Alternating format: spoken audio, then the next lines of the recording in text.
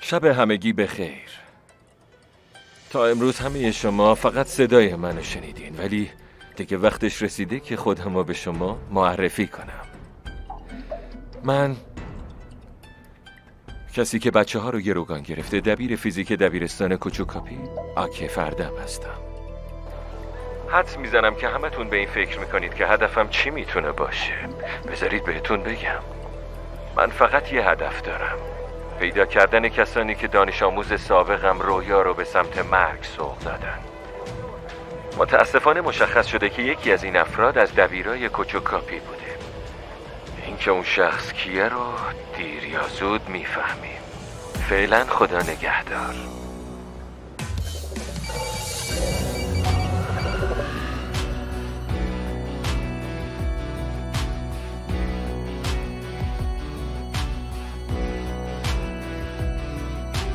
Öğretmen kutsaldır ana gibi, öğretmen kutsaldır baba gibi.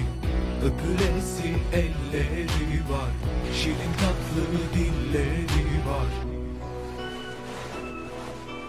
رسانه بیا تو موویز با افتخار تقدیم می‌کند.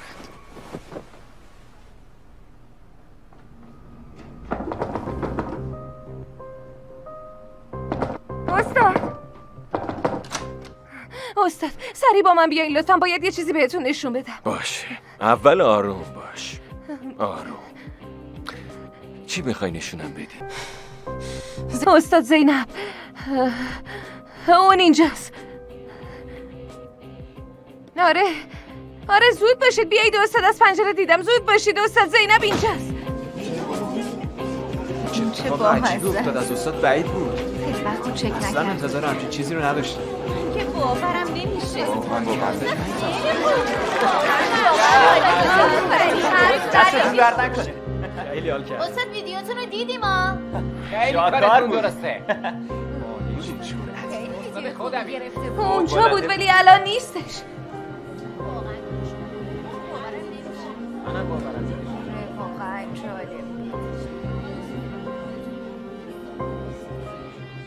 گیزم، هممون خیلی خسته شدیم. به نظر من با یکی دیگه اشتباه گرفتیش. یکم استراحت کن. ولی مطمئنم استاد اونجا بود، داشت به کلاس ما نگاه میکرد. مطمئنم. اصلا احتمال نداره استاد زینب اینجا باشه. برو بشین سر جات.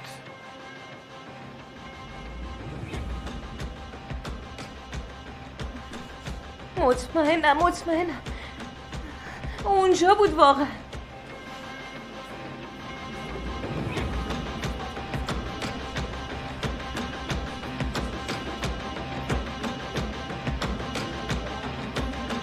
اینو بذاری اینجا. نه اونجا خطر نکن. دارم این کار میکنم. آره خب بچه ها بشینید سر جاتون. زود آفرین، سریع.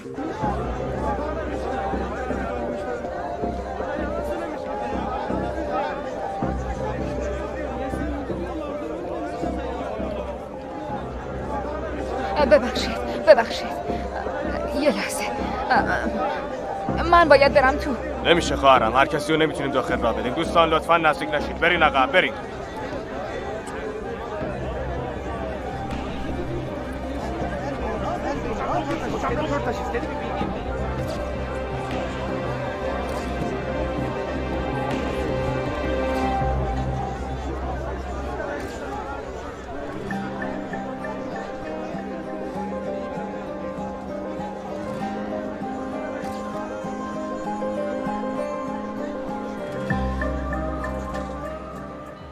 بیا این کارو بکن.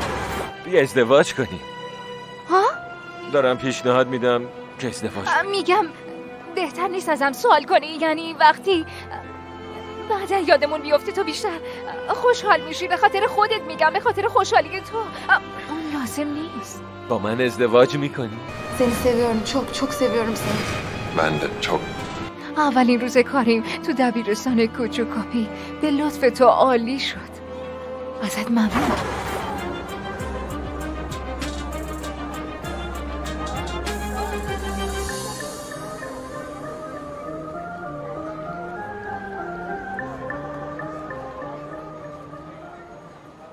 دوستان، امروز یه چیز خیلی مهمی رو اثبات کردید.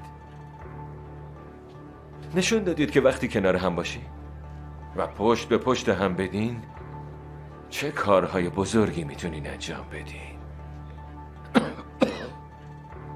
الان تو این لحظه همتون میتونستین تو خونتون کنار خونواده هاتون باشین، ولی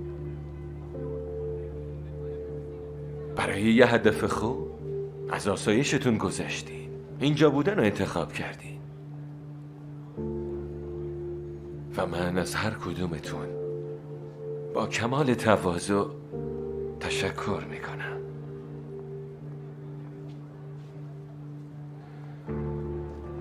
حالا که هر اشتباهی یه تنبیهی داره،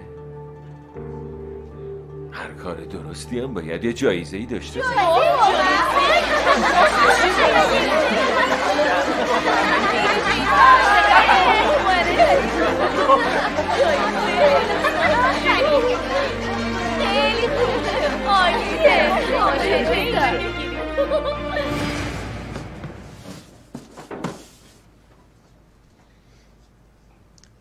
دوستای عزیز، از این لحظه به بعد تو این کلاس پوشیدن لباس همسان اجباری نیست.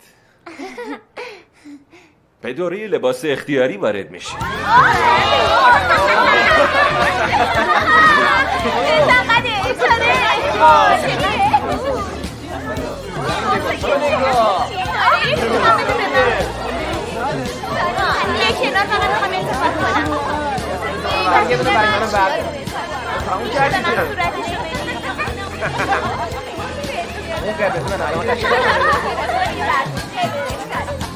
اونا صورتی نداره؟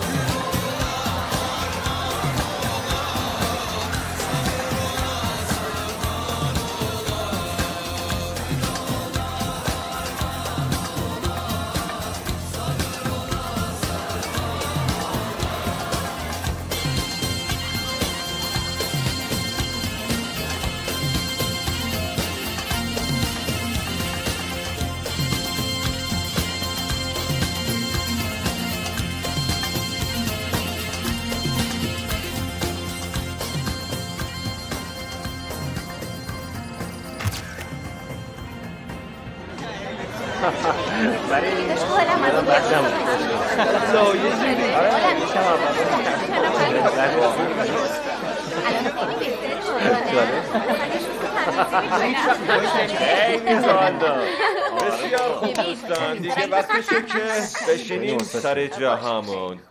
میشینیم سر جاهامون. امیدوارم یکم حالتون بهتر شده باشه. استاد کاش از اولش همین کارو میکردین، یعنی قربون گروگانگیریتون، مگه نه بچه‌ها؟ استاد مرحله بعدی چیه؟ یعنی از این به بعد قراره چیکار کنیم؟ سوال خیلی خوبیه. نمیدونم. به نظر شما چیکار کنیم؟ چی فکر میکنید؟ شما بگید ما انجام بدیم استاد. تا وقتی شما هستیم با این مغزای کوچیکمون حرفی برای گفتن نداریم. مگه نه بچه؟ بله. یعنی داری به هم پیشنهاد میدی به جای دانش آموزا من فکر کنم؟ بله درسته. یعنی اینقدر منو قبول داری؟ بله.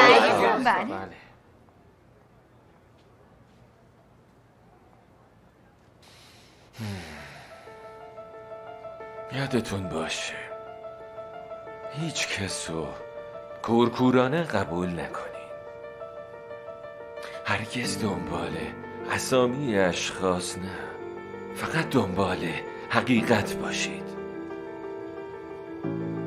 اگه اینجوری عمل کنین خودتون به خوبی میفهمید که کی باید منو باور کنید و کی نه. این صورت خودتون میتونید تصمیم بگیرید.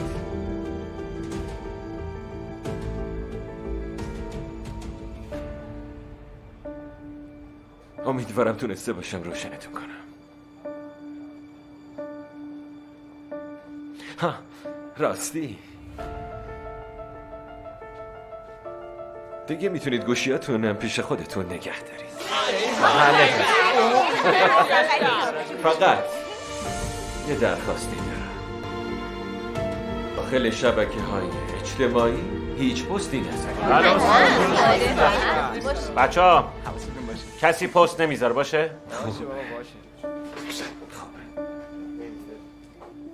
عاکف اول یه سند رو کرد، بعدش هم یه فیلم ویدیویی. واقعا ممکنه یکی از داخل مدرسه با این گروه مرتبط هنوز باشه. نمیدونیم اون سندی که رو کرده مربوط به گروه سور هست یا نه جناب رئیس. شاید هم خودش جور کرده. شاید تو مدرسه با یکی از دبیرا مشکل داره و میخواد ازش انتقام بگیره. ببخشید ولی تا امروز همه ی اطلاعاتی که عاکف راجع به گروه سور داده درست بوده. درسته که درسته. چی کار کنیم؟ میخواید کار و زندگیمون رو ول کنیم جناب عاکف به ما دستور بده ما هم بگیم چشم قربانو انجامش بدیم؟ اگه واقعا یکی از معلم‌ها مجرم باشه پیدا کردن اون وظیفه ماست مگه نه؟ تو اول پرسجو کن، سعی کن لیست رو تایید کنی. اگه لیست درست بود اون وقت تصمیم میگیریم. هرچی شما دستور بدین قربان. فردا میبینمتون.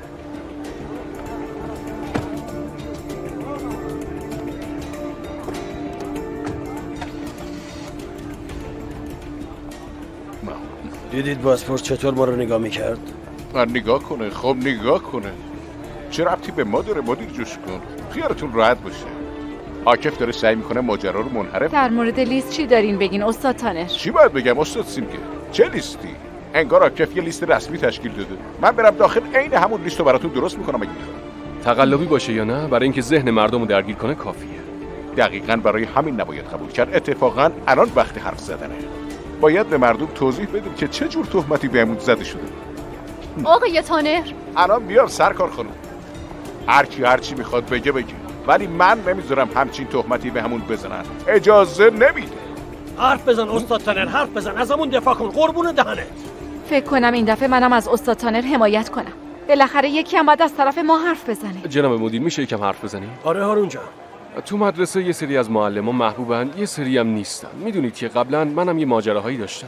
خب در نهایت روش هر کسی متفاوته. بعضی وقتا ممکنه سوء تفاهمایی پیش بیاد. آره یه سری اتفاقات ناخوشایند افتاده بود. برای این میگم که ممکنه پلیس پرسجو کنه. میخواستم ازتون خواهش کنم که لطفاً یه کاری کنید موضوع کاملا توضیح داده بشه. نگران نباش هارون جان، من توضیح میدم. ممنون. بله متاسفانه ما یه مجرم به حالت روحی نامناسب که داره خودشو به آب و آتیش میزنه طرف هستی. به عنوان کسی که این همه سال با این معلم‌ها همکاری کرده ضامن تک تکشون هستم. هیچ کدوم از این معلم‌ها با هیچ باند و گروهی غیر قانونی ارتباط ندارن. من به شخص ضامن همشون هستم، اما ضامن یک نفر نیستم. اونم میدونید کیه؟ اون عاکفه. عاکف بیشرف. قاتل تویی عاکف. ما نیستیم و اینو هیچ وقت فراموش نکن که این مردم حتی یک کلمه از حرفای تو رو باور نمیکنن. اینو بدون. و موضوع دیگه این که واقعا اینطوریه؟ پدر مادرها رو میبینیم استاد تنر. میخوام تاکید کنم که ما باید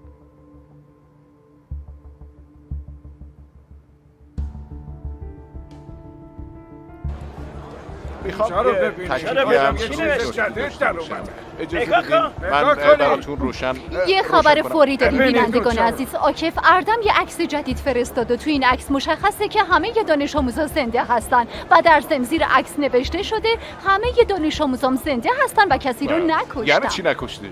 یعنی چی زنده؟ عجیبه، شاید عکس فتوشاپ شده باشه. بعد از این خبر فوری سمت و سوی همه چیز عوض شد. عاکف اردم که به عنوان قاتل شناخته شده بود حالا به عنوان این مطرحی که یه شیطانه یا اینکه یه فرشته است که به دنبال حقیقته. از این به بعد تو ذهن همه این سوال هست عاکف اردم در اصل کیه؟ بدون اینکه صحت عکس مشخص باشه باورم نمیشه واقعا.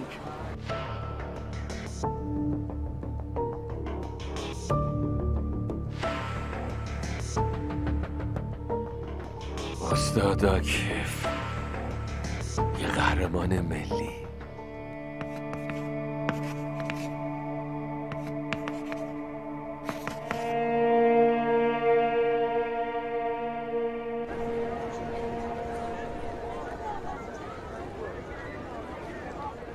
این اکثر رو ببین داداش، همشون زنده ان، انگار به هیچ دانش آموزی آسیبی نزدن. عجب.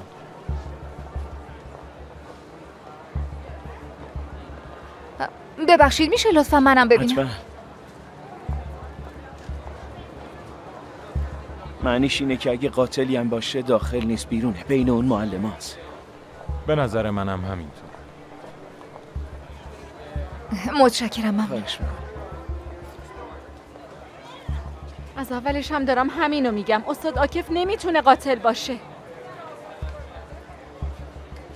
استاد سیمجه شما دیگه اینجوری نکنید تو رو خدا. اون مرد حتی اگه قاتلم نباشه یه مجرمه. واسه اینکه بچه‌ها رو گروگان گرفته و نکشته چیکارش کنیم؟ بیایم مدار افتخار بهش بدیم. استاد تانر منم خیلی خوشحالم که برای بچه‌ها اتفاقی نیفتاده، ولی با این کار عاکف همه این نگاه‌ها به سمت ماست.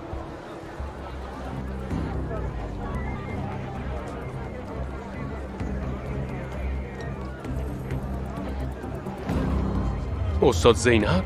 چی؟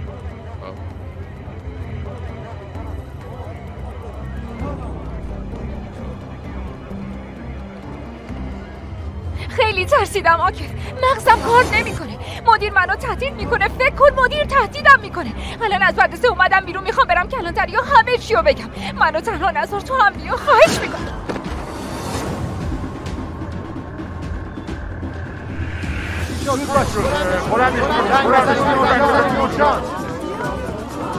چی شد بابا؟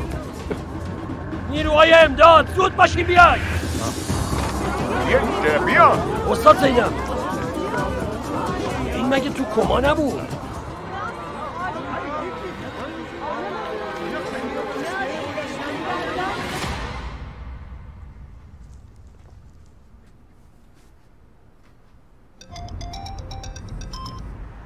الو. شب بخیر. وقت داری؟ آره بفرمایید پسرم. چیزی شده؟ نه، واقعیتش من میخواستم حال زینب رو بپرسم. حالش خوبه؟ میدونید الان کجاست؟ زینب خونه خودشه. احتمالا خواب باشه. حالش خیلی خوبه. خودشو داره جمع جور میکنه. البته یواش یواش. فقط یه کمی به زمان نیاز داره. متاسفانه تنها چیزی که نمیتونم بهش بدم زمانه. من به اندازه خودم هم زمان ندارم. تو خوبی؟ اینو بگو. میتونی طاقت بیاری؟ چاره دیگه ای هم دارم.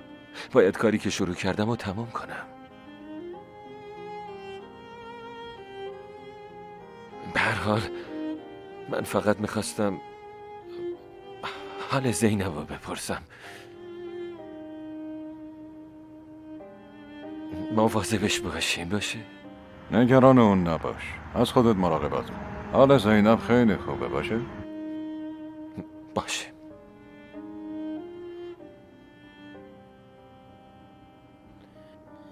شما خبر داشتید که استاد زینب مرخص شدن؟ خیلی هم حالش خوب به نظر نمی رسید. با این حالش چرا اومده مدرسه؟ به نظر من دلیلش مشخصه. خب به نظر منم مشخصه. فکرشو بکن، میری تو کما، یه مدت تو کما بودی، بعد یهو به هوش میای، میبینی که نامزد دیوونت دانش آموزا رو دزدیده، کشته، گروگان گرفته، آدم دوباره میره تو کما. آقا تانر یه خدایی نکرده بگی. تنها اومده بود. من اون وسط اصلا حواسم نبود. به نظرتون یکی از ما نباید میرفت؟ نه نگران نباش. الان یکی از کادر درمانی میره به خانواده‌اش خبر میده. اینا خوب اومدی.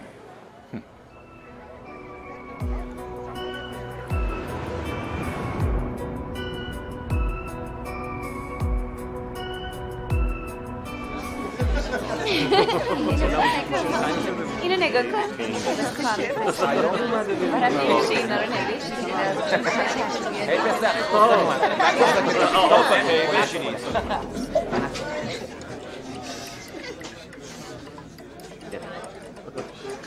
دیگه خنگ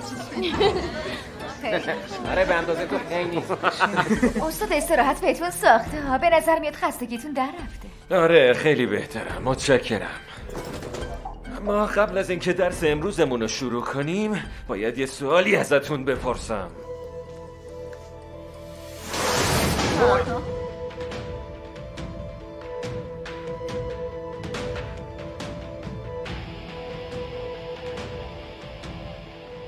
این عکس رو کدوم یکی از شما پخش کرده؟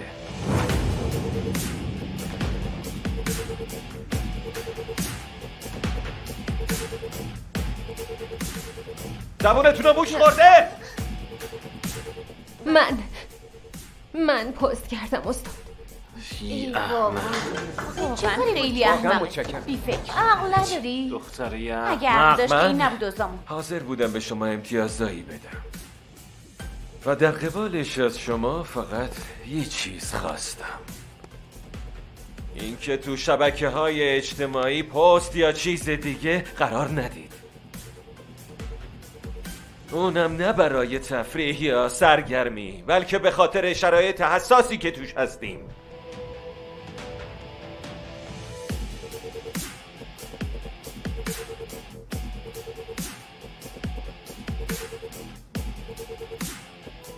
برای چی این کارو کردی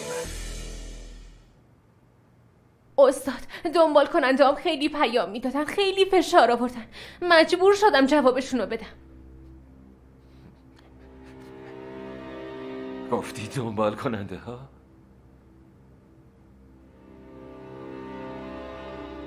دنبال کننده ها آره، حتما تعدادشونم زیاده. هر لحظه داره بیشتر میشه استاد، هممون معروف شدیم. من به اراجیف شبکه‌های اجتماعی هیچ احتیاجی ندارم. من فقط به گروگان احتیاج دارم. هر جزئیاتی که پخش کنید باعث میشه که نقشه هامون نقشه براب شه. ما اینجا بازی نمی کنیم. به خودتون میای. پس نباید فراموش کنید، اینو توی ذهنتون فرو کنید. اینجا یه نمایش تلویزیونی نیست که به قول خودتون فالووراتون رو ببره بالا. معذرت میخوام استاد، دیگه تکرار نمیشه. آره درست میگی، دیگه هرگز تکرار نمیشه، چون قراره با گوشیاتون خدا زود باشین. باز برگشتیم سر نقطه اول. استاد مربه اشتباه کرد. نمیشه استاد. ما چرا باید به خاطر اشتباه اون چنبی بشیم؟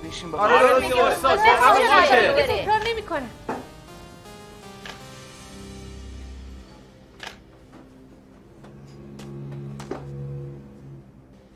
اگه توی کشتی یه نفر سوراخ ایجاد کنه و اون کشتی پر از آب بشه، بقیه افراد تو اون کشتی نمیتونن بگن ما که سوراخ نکردیم تقصیر ما نیست، ما چرا باید غرق بشیم؟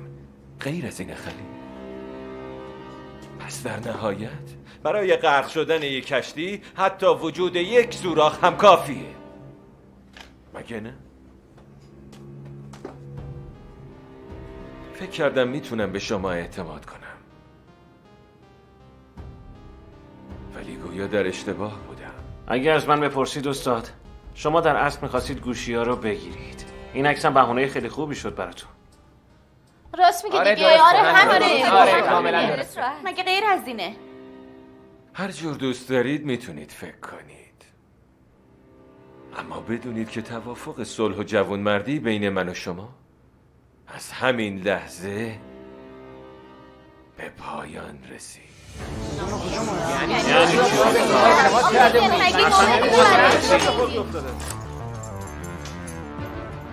زینب دخترم،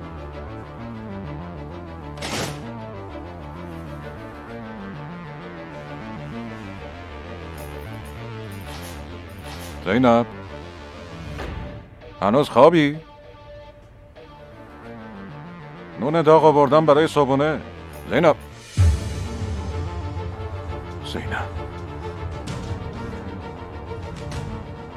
زینب کجایی؟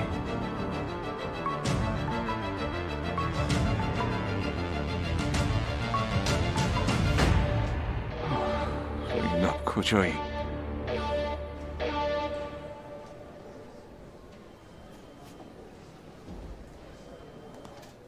زینب خانم، پرونده‌تون رو دیدم، همه چیز به حالت عادی برگشته. شما هم اگه بخواید میتونید برید.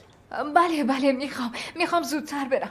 فقط آقای دکتر، این حمله همینجوری ادامه داره؟ اگه از استرس دوری کنید و به اندازه کافی استراحت کنید، این حمله ها کم میشه. بازم بلا دور باشه. همه اتهاماتو پذیرفتی؟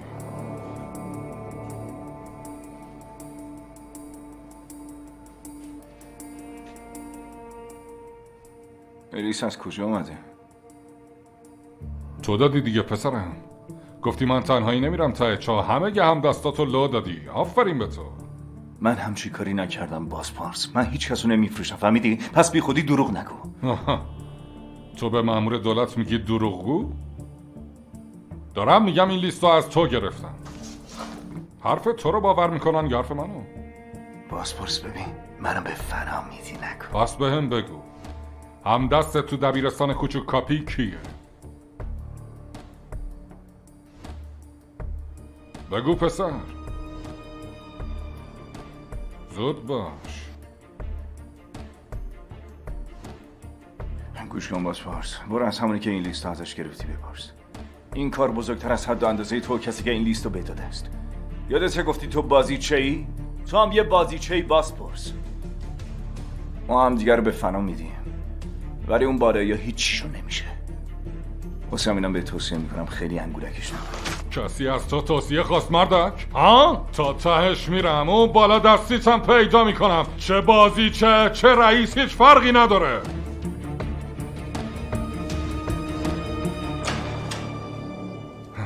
به خیال خودش داره منو تهدید میکنه. مدیر متین الان از بازجویی اومدم. آره نگفت که لیست درسته، ولی یه جورایی تایید کرد. وقتی لیست رو نشون دادم خیلی به هم ریخت. شروع کرد به چرت و پرت گفتن که این لیست جفتمونه به فنا میده. بله جناب رئیس، به نظر من حتما یه معلم هم دستشه. باشه جناب رئیس، خسته نباشید. عاکف بازم ملکی نگفته بود داره؟ آره، ولی یه جای کار میلنگه ماهر. وقتی ما نمیتونیم به این همه سند و مدرک برسیم، عاکف تنهایی چطوری پیداشون کرده آخه؟ آره پشت کارا یه سریا هستن که مثل مرگ ازشون میترسه، ولی پشت عاکف کیا هستن؟ این داستان سر دراز داره ماهر. گره کورش هم دست همون عاکفه.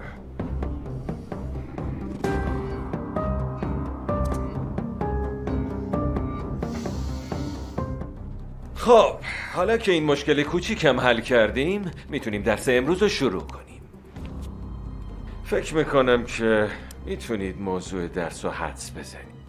معلمی که با گروه سور همکاری کرده و باعث مرگ رویا شده و اسم مستعارش آوجیه، چه کسیه؟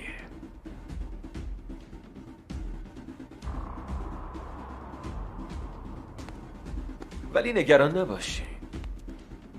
مسئولیت موضوع امروز با شما نیست دوستان.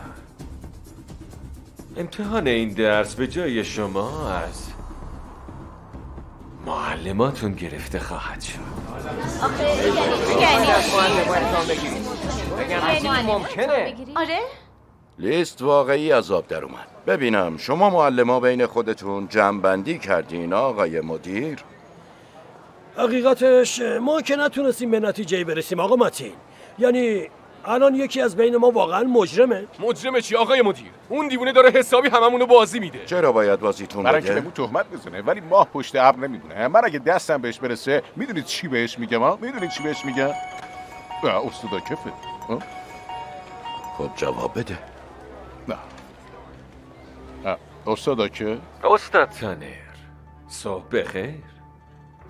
اگه بقیه معلمان پیشت هستن لطفاً گوشی رو بذار رو بلنگو. الان میذارم یه لحظه. استادای محترم مدرسه، عرض سلام و احترام دارم خدمتتون. بعد از اتفاقات هیجان انگیزی که دیروز داشتیم خواستم حالتون رو بپرسم. چطور میخواستی باشیم استاد عاکف ها؟ آبرومونو بردی، جلوی همه آبرومونو بردی. همه فکر میکنن که ما مجرمیم. چون متاسفانه باید به آگاهیتون برسونم بینتون واقعا یه مجرم هست. استاد سیمگه، همون کسی که با گروه سور همکاری کرده و اون ویدیوی تقلبی رویا رو ضبط کرده. ببینید استاد عاکف، اینجوری دارید همه ما رو متهم میکنید. اگه همچین کسی هست خب بگید بدونیم، اسمشو بگید. همینه، دقیقاً وظیفه امروز شما و همکارا همینه آقای مدیر. یه لحظه، منظورتون از وظیفه چیه؟ منظورم اینه که باید تا ساعت 8 شب اون اسمو از زبون شما بشنوم. اگه اون معلم با اسم مستعار آفجی اعتراف نکنه یا احیانا شما اون اسمو اعلام نکنین، متاسفانه کلاس میره رو هوا. چی؟ یعنی چی؟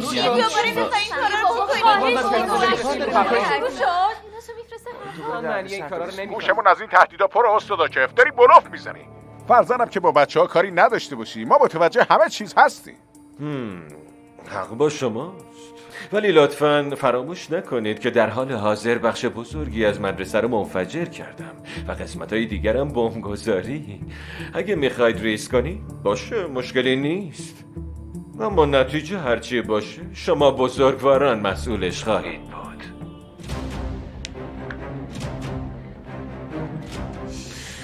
خب زندگی دانش آموزا الان دست شماست. الان وقتشه که بهشون نشون بدین که چقدر براشون ارزش قائلین. پس تاکید میکنم فقط تا ساعت 8 شب امشب وقت. استاد عاکف، الو استاد عاکف. استاد واقعا دارین بلوف میزنید، درسته میگم؟ اون داره خالی میشه. مطمئن به علکی واقعیت نداره. بگید همش علکیه. نه گیزم، اگه اعتراف نکنن کلاسو میفرستم هوا.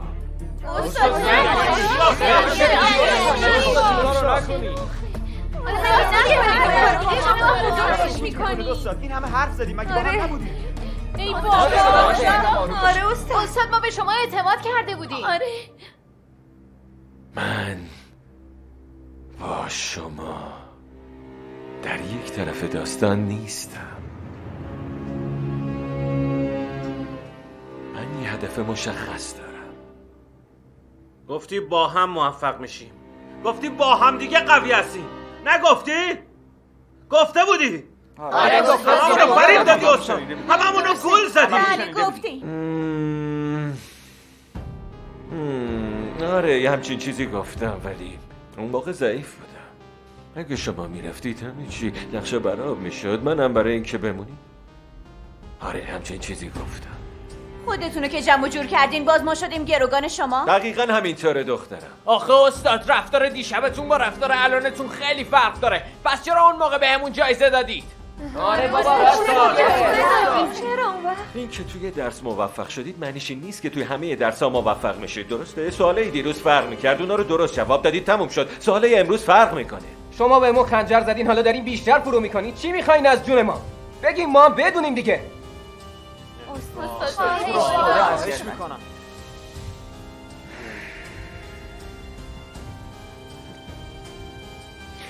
در اصل خیلی هم ساده است. چی خیلی ساده است استاد؟ بگید ما هم بدونیم.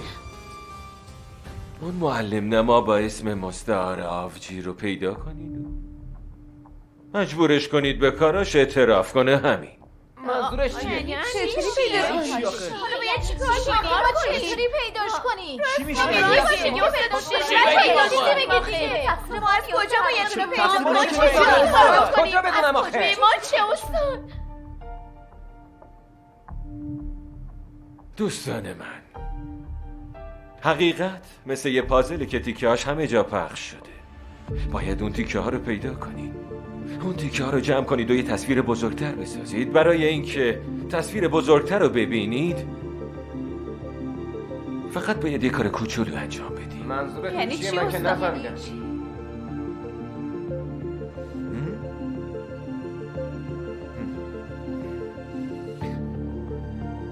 فکر کنید. بازم تا ساعت 8 شب وقت دارید. استاد آخه به چی بکنید؟ به چی باید کردن؟ چرا از من میپرسی؟ میشه با شما خصوصی صحبت نمیدونم، فکرم کار نمیکنه. چی کار کنیم حالا؟ این شرایط چجوری بچه آروم باشید. من میارم. چرا شما هیچی نمیگی؟ چی بهش بگی؟ ساکتی نخه. چی بگیم؟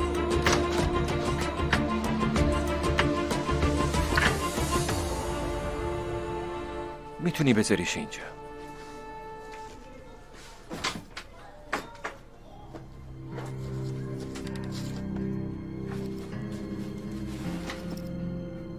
بیا تو موویز.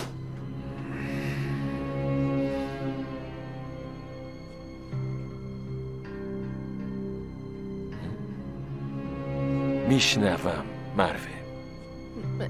استاد من خیلی معذرت میخوام. میدونم اشتباه کردم، نمیخواستم عصبانیتون کنم. واقعا قصد بدی نداشتم. من فقط همینطوری یعنی حالا هرچی مروه، میتونی بری. معذرت میخوام استاد، خسته نباشید.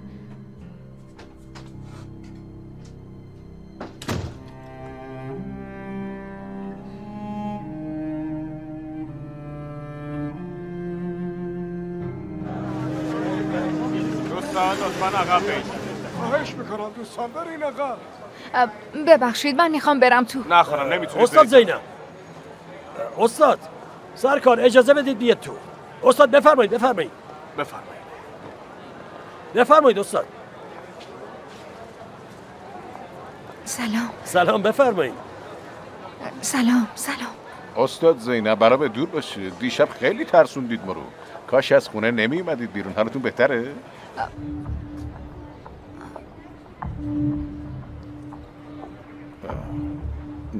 استاد زینب بهترم ممنون. استاد بفرمایید بشینید. سلام. استاد زینب بلا به دور باشه.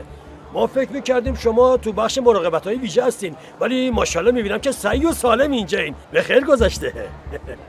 متشکرم. دارم سعی میکنم که خودم رو جمع و جور کنم. ولی یکم خسته به نظر میای. مطمئنی حالت خوبه؟ خوبم ممنون. ما هممون همکاریم دیگه، درسته؟ ما هم آشناییم یعنی؟ این چه حرفیه استاد؟ معلومه که با هم آشناییم. این همه مدت با هم همکار بودیم مگه نه؟ بعد از اینکه از کما در اومدم یه سری مشکلات داشتم. منظورتون چیه استاد؟ هیچ چیز یادم نمیاد، ولی مطمئنم که با کمک شما، با کمک همه دوباره به یاد میارم همتونو. حتما انشاءالله که همینطوره.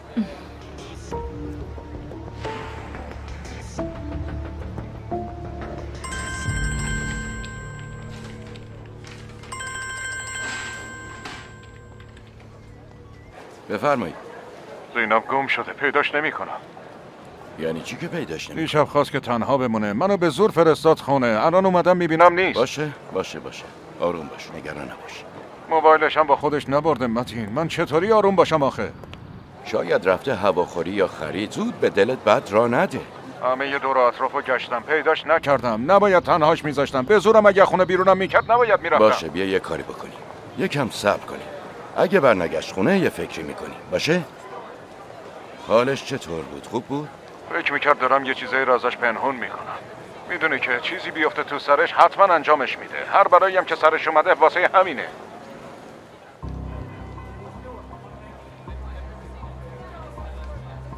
من میدونم زینب کجاست. کجاست؟ اینجا تو مدرسه. تو مدرسه؟ اونجا چی کار داره؟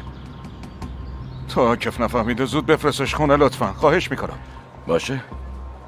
من حلش میکنم. راجع به مدرسه هیچ چیزی به خاطر نداری دوستا؟ یه چیزایی هست ولی نامفهومه. یعنی همینجوری میره. آقای مدیر وقت دارید؟ بله بفرمایید آقا متین. بله وقت داریم. ما استاد زینب رو دیدیم، داشتیم یکم حرف میزدیم. استاد زینب؟ افتخار آشنایی نداشتم از استادای مدرسه. بله از اساتید مدرسه ما هستن. همینطوره، استاد اینجا هستن. استاد زینب از بهترین اساتید ما هستن. نامزد استاد عاکفم. متوجه شدم. بله. استاد زینب، منم پلیس مسئول این پرونده هستم. حالا که شما رو دیدیم میشه یکم با هم صحبت کنیم؟ بله حتما. راستی به کسی نگید که استاد زینب اینجاست. اگه خبرنگارا بفهمن کار از کنترل ما خارج میشه.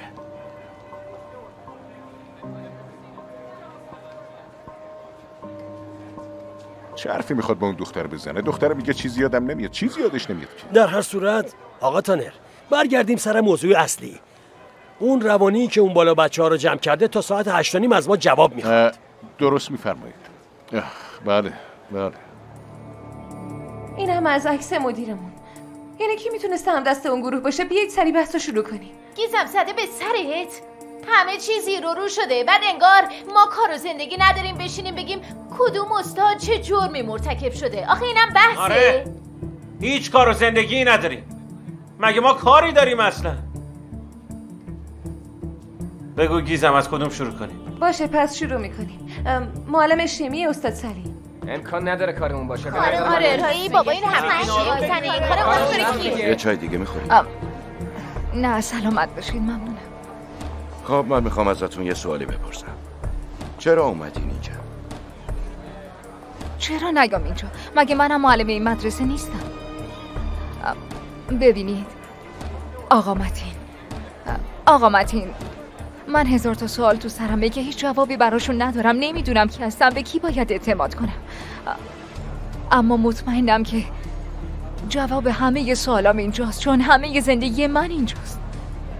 میفهمم، ولی حضورتون اینجا هم از نظر سلامتی شما و هم در ارتباط با اون شخص به صلاحتون نیست. ببینید من فقط برای عاکف نیومدم اینجا، همزمان دنبال جواب سوالای خودم هم هستم. جواب سوالاتون بدتر همه چیو به هم میریزه. شاید من به اون همه به هم ریختگی احتیاج دارم. خب شایدم یعنی زینب خانم، این مدرسه محل وقوع جرمه. من بنابر مسائل امنیتی نمیتونم شما رو اینجا نگه دارم. باید شما رو از مدرسه خارج کنم. ازتون خواهش میکنم. ببینید فقط امروز رو اجازه بدید اینجا بمونم. من مطمئنم که حداقل یه بخشی از جوابایی که دنبالشم رو پیدا قول میدم که در اسرع وقت هر چیزی که میخواید بدونید و من شخصا بهتون میگم، ولی الان نه. باشه؟ جناب رئیس، من با این عاکف روانی. زینب خانم، شما اینجا چی کار دارید؟ اومده بودن سر بزنن که دیگه داشتن میرفتن. آمر پسرم بیا اینجا. زینب خانم رو برسونین خونش. چشم قربان. گفته بودم اگه اتفاق خاصی بیفته بهتون خبر میدیم. ممنونم.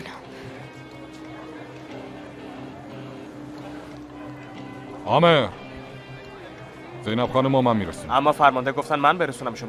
باشه من با رئیس صحبت میکنم، تو برو به کارت برس. باشه. زینب خانم 2 تا راه داریم، یا واقعا شما رو برسونم خونتون یا اینکه به من اعتماد کنید و با هم سعی کنیم این قضیه رو حل کنیم. اما مدیر متین نباید چیزی بفهمه. من اسم خودمم یادم نمیاد. چه کمکی میتونم به شما کسی که میتونه پته اونی که اون تو رو بریزه رو آب فقط شمایید. وقتی من تو این وضعیتم چطور به همچین نتیجه ای رسیدید؟ شما حلقه اول این زنجیره هستید. همه چیز از شما شروع شده.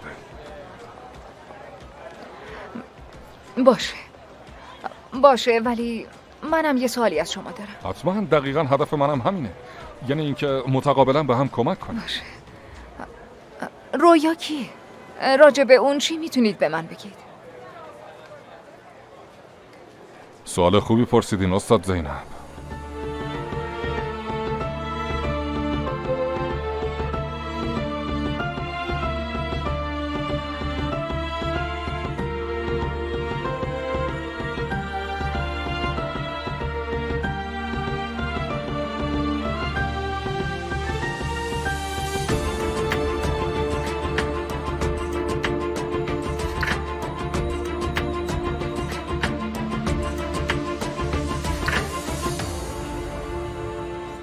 پس کلا 4 نفر میمونن. به نظر شما کی مقصره؟ به نظر من مدیر که اصلا نمیتونه چرا؟ باشه. به نظر من میتونه باشه. یه بار مدیر داشت با یه معلم دیگه صحبت میکرد که یهو. نگران نباشین. به امید دیدار. خداحافظتون. خداحافظ. خسته شدم. واقعا دیگه خسته شدم. به خاطر این رویا همش داریم بازرسی میشیم که چی باید فضای تمرینی مناسب یه ورزشگاه حرفه‌ای رو داشته باشیم. انگار بودجه‌شو داریم و نمی‌کنیم. یعنی اگه این رویا آخر بشه به خدا بیشتر به نفعمون میشه.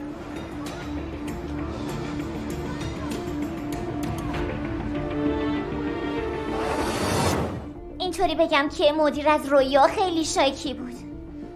فکر نمی‌کنم واسه همچین چیزی با یه گروه همکاری کنه و ویدیوی تقلبی از رویا بسازه. یعنی فکر نمی‌کنم دیگه اونقدر پیش بره. دلیل قانع کننده این نیست. اگه چیز دیگه ای نیست خط بزنم. بزن خطش بزن. نظرتون راجع به استاد سیمگه چیه؟ به نظرم سیمگه هم نمیتونه باشه. سر راهش مورچه ببینه ازش معذرت خواهی میکنه. به نظرم اونم خط بزن بره. منم موافقم. پس خطش میزنم. آره خطش بزن. پس فقط 2 نفر میمونن. استاد تنر و استاد هارون. به نظر شما کی مقصره؟ بعد دیگه بیشتر از این طاقت نمیاره و خودشو میندازه پایین. آخ عزیزم، دختر به اون سن چه بلاهایی که سرش نیومده. بعد از چیزایی که گفتم چیزی به ذهنتون نرسید؟ نه یعنی نه، ولی حس میکنم رویا رو خیلی خوب میشناسمش. اینجوری حس میکنم اسمشو یادم میاد. بعد همونطوری که بهتون گفتم وقتی عکس رو دیدم گفتم این رویاست تو ذهنم. اما ارتباط عاکف با رویا چیه به غیر از این که معلمش بود؟ عاکف هم به خیال خودش داره سعی میکنه این موضوع رو حل کنه، ولی کارگاه بازی کار اون نیست، کار منه. عاکف الان چی میخواد؟ ادعای الانش هم اینه که یکی از معلمای مدرسه هم دست داره تو این قضیه و هم دست اون گروهه. یه معلم چرا باید همچین کاری بکنه؟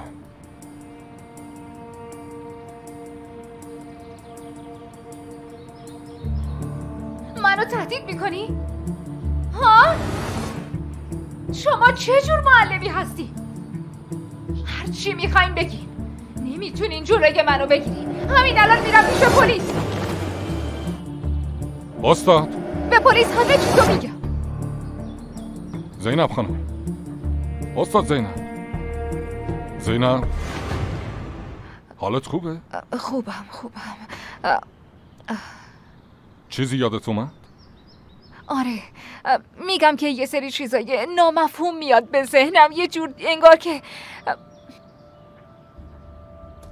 آقای ایلماس گفتید میتونید به من کمک کنید. میگم که اگه من معلما رو دوباره ببینم شاید بتونم.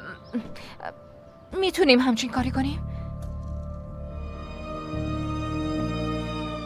بچه‌ها لازم نیست در مورد استاد تانر اصلا حرف بزنیم. اون تنها معلمیه که به دانش آموزای این مدرسه کمک میکنه. نظر منم همینه. کبرا بود توی کلاس 11 مریض شده بود. برای اینکه درمان بشه این مرد شب و روز واسش تلاش کرد. براش بیمارستانا پیدا کرده بود. من اینجوری شنیدم. کامپیوترهای مدرسه قدیمی شده بودن، از جیب خودش پول داد براشون. تا حالا کسی چیز بعد پشت سر این مرد گفته؟ من که نشنیدم. شما شنیدید؟ نه من نشنیدم. خط بزنید. به نظر منم گیزم بریم سراغ مظنون اصلی، معلم تربیت بدنی. چرا اینو میگی؟ چون اون فقط معلم تربیت بدنی نیست، همزمان سرگروه دو میدانی مدرسه هم هست. معلمی که بیشتر از همه با روی سر کار داشته کیه؟ خب استاد هارون. دقیقاً همینطوره و یه عالمه هم حاشیه داره که همتون میدونید. چتین تو تیم بودی، تعریف کن ببینیم. خب استاد سختگیریه، نظم براش مهمه. دیگه چی؟ خیلیا چون فقط ازش میترسیدن بی خیال تیم شدن. فقط از ترسشون بود. روک حرف بزنید بچه ها.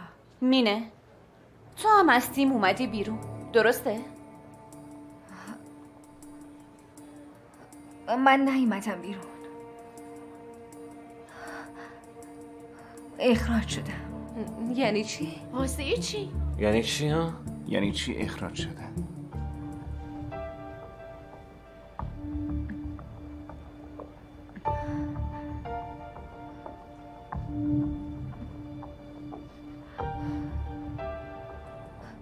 چون به استاد هارون رو ندادم. نه بابا. چه ربطی به رو ندادن داره؟ یعنی چی؟ حالا که موضوع به اینجا رسید همه چیزو براتون تعریف میکنم. آره لطفا تعریف کن، گوش میکنی. به نظر من چیزایی که سر من اومده سر رویام اومده. چه ربطی به رویا داره؟ آخرای سال قبل واسه مسابقات دبیرستان ها آماده می شدیم. کمتر از یه ماه وقت داشتیم. خسته شدین؟ تازه شروع کردیم، این چه وضعشه؟ چطور بود استاد؟ بهتر از این میتونست باشه، خیلی بهتر از این میتونه باشه. بیشتر از اینا باید تمرین کنی. تمرین میکنم استاد. ببین مینه، تو هم مثل رویا قابلیت قهرمان شدن داری. اگه بخوای و حسابی تمرین کنی تو هم میتونی مثل اون قهرمان بشی. واقعا میگین؟ با تمرینات مداوم و فشرده از تو یه قهرمان میسازم. من حاضرم استاد. دوتایی با هم تمرین میکنیم. خیلی تمرین میکنیم تا بالاخره بشه. بهت قول میدم. باشه؟ حالا خودتو نشون بده. زود باش. بگم چای بیارن؟ زود باشین. روزها و هفته ها با هم تمرین کردیم. زود زود زود زود زود زود زود. همینه. Hali şod. Aferin. Gerçekten de iyi form tutmuştum. Rüya gibi olmam için önümde hiçbir engel yoktu. Sonra Tuğrul'la çıkmaya başladık. Ne olduysa ondan sonra oldu. Harun Hoca'nın tavrı birden değişti. Harun Hoca bayağı uzattı da antrenmanı. Ya sen yeter ki gel, ben beklerim seni. چیکار کردین امروز؟ چطور بود؟ مینه؟ حالت خوبه؟ قفسه سینم درد گرفت چون تمرین‌ها یکم سخت شده. شاید از اون باشه. میخوای بریم بیمارستان ها؟ بعدا مشکلی پیش نیاد. نه نگران نباش، واسه جمعه وقت گرفتم. Korkuyor musun sevgiline bir şey olur diye? Sen dalga mı geçiyorsun benimle ya? Sonrasında da bütün ipleri kopardı zaten. راست، چپ، جلو، عقب. حالا کشش دست راست.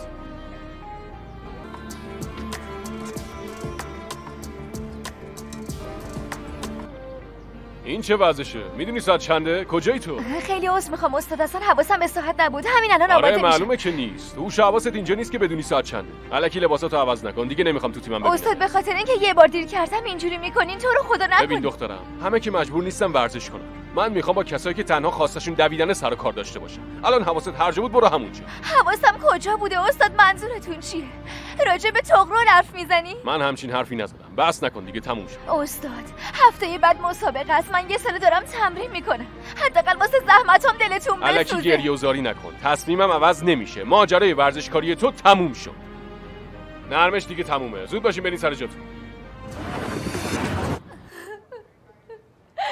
اون مردی که آرزوهامو نابود کرد. اوایل خیلی به توجه میکرد. بعدش که دید با تغرل آشنا شدی تو رو گذاشت کنار. اینا یه معنی داره مینه.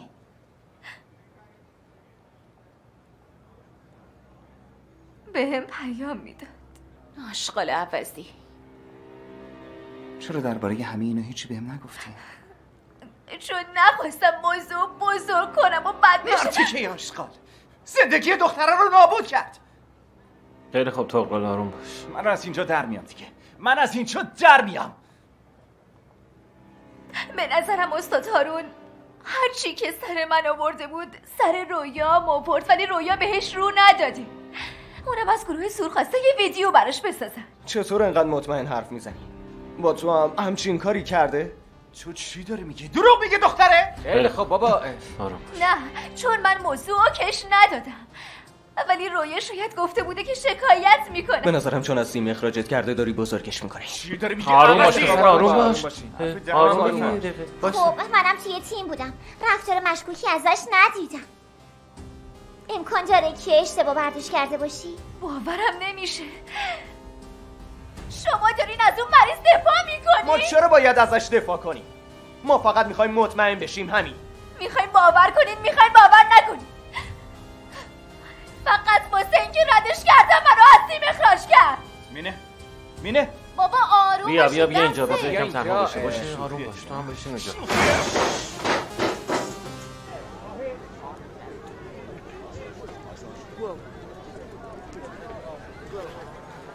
اینا هم یه جوری ما رو نگاه میکنن انگار خلافکار دیدن. شیطونه میگه دیگه کم کم دارم از نگاهاشون میترسم. احساس میکنم واقعا یه کاری فضای کردم. مجازی هم دارن به ما حمله میکنن که چی؟ فقط من میتونم اون معلمو پیدا کنم. چه صفت کدومتونی؟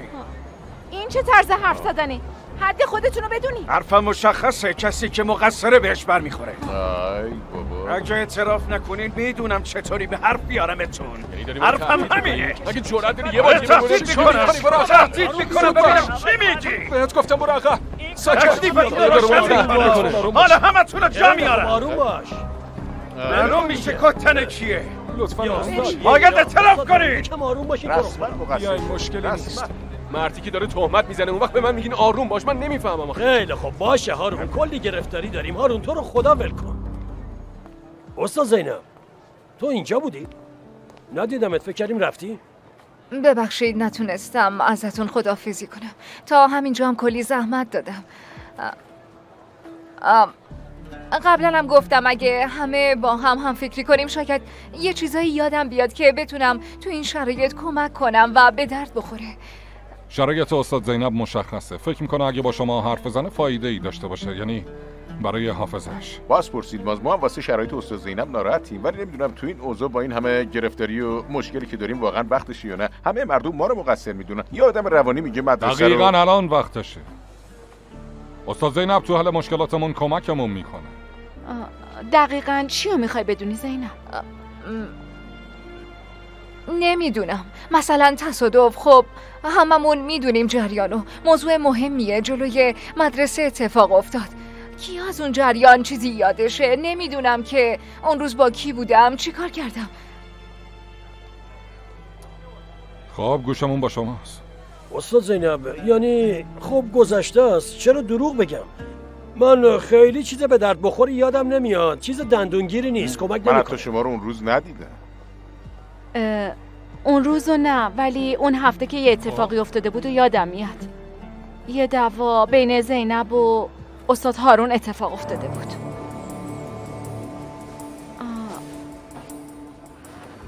خب استاد زینب انشالله عروسی که اگه مشکلی پیش نیاد برای تابستون برنامه. نه بابا پیش نمیاد، دامادم همکار قدیمیمونه. بله استاد سیمگه یه لحظه. استاد هارون. بله استاد. یه لحظه وقت دارید؟ بله بفرمایید. میدونم شما دارین واسه مسابقات آماده میشین و حق دارین، ولی اولیا تو جلسه مدام از این که بچه‌ها از کلاس درس عقب میافتن شکایت دارن، میترسن بچه‌ها افت کنن. من فقط نقل قول میکنم، گفتم حالا که دیدمتون بگم. این چرت و پرتا رو اومدم به شما گفتم. خب بیان به خودم بگم. این چه حرفیه؟ چرت و پرت چیه؟ چون حرفش پیش اومد. استاد زینب من کاری دارم کی میاد انجمن ادبیات شما. تا حالا دخالت کردم؟ لطفاً شما هم تو کار بنده دخالت نکنید. خیلی خوب باشه استاد هارون، اگه نمرات بچه‌ها پایین بیاد منم مجبورم این موضوع با مدیر مدرسه مطرح کنم. هر کاری دلتون میخواد انجام بدین. شما اگه مدیر رو دخالت بدین منم جور دیگه ای رفتار میکنم. خب موفق باشین.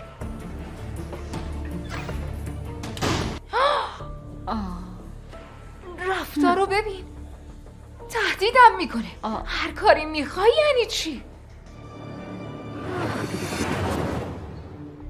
استاد هارون حرفی دارین؟ ببینم استاد هدفتون از گفتن این حرف چی بود؟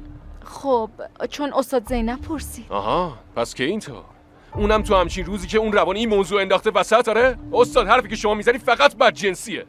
لطفاً استاد لطفاً یه لحظه. به نظر من استاد سیمگی مقصر نیست. ببخشید ولی شما با استاد زینب تهدیدآمیز صحبت کردین. بعد از یه هفته استاد زینب تصادف میکنه. ببخشید ولی اینجا یه چیزایی مشکوکه. البته نظر من اینه ها، دیگه خودتون میدونید. منظورتون چیه؟ واضح بگین که خیالتون راحت بشه. منظورتون چیه؟ منظورم چی میتونه باشه؟ همه چی مشخصه. عکس‌العملای تند شما رو همه تو مدرسه میدونن. ولی میبخشید همین چند لحظه پیش با یکی درگیر شدیم. اون یارو داشت بهمون تهمت میزد. من به خاطر همون درگیر شدم. شما چی داری میگین؟ لطفاً خواهش میکنم. لطفاً تو رو خدا. لطفاً هارون آروم باش دیگه.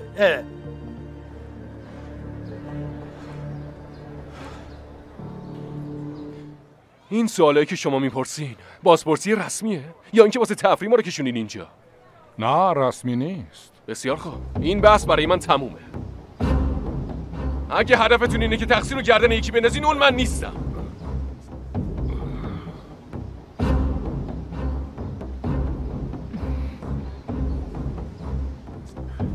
خیلی خوب ممنونم. به محض اینکه موضوع رسمی بشه با همتون تک تک حرف میزنیم. الان میتونید برید. ماهر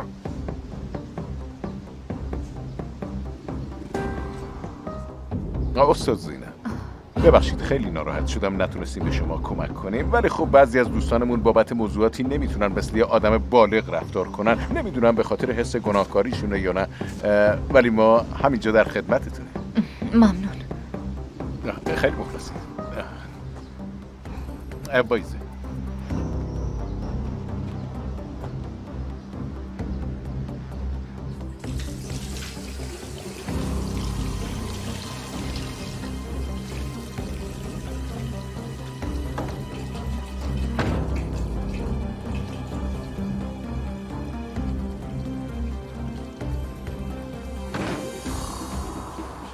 اگه استاد ببینه تو درد سر میفتی. مینه لطفاً به هیچ کس نگو، بین خودمون بمونه لطفاً.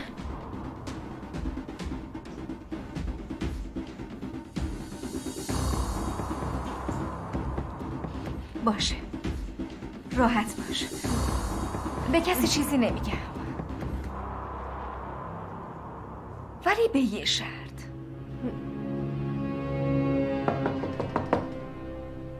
بیا تو.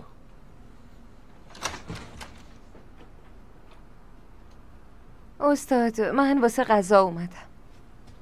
غذا رو گذاشتم اونجا، میتونی برداری.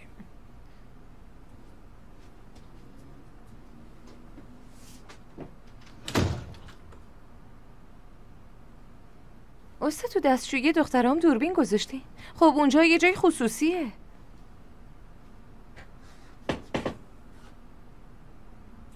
فقط شامل قسمت روشوییه. میشه ساکت باشی؟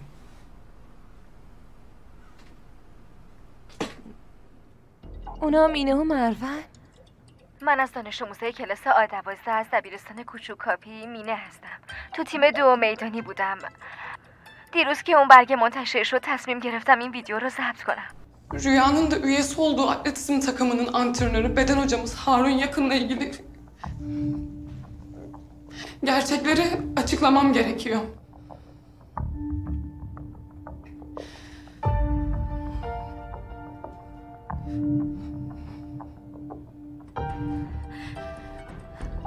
هارون یکین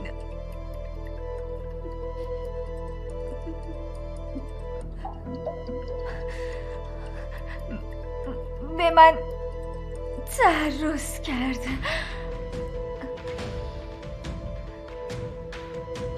و وقتی که دید من بهش رو نمیدم و نامزد کردم منو از تیم اخراج کرد. به نظرم همین کارو با رویام انجام داده و وقتی فهمیده که تحویلش نمیگیره خواست که ازش انتقام بگیره. به نظر من کسی که باعث مرگ رویا شده و شریک جرمه استاد هارون یکینه.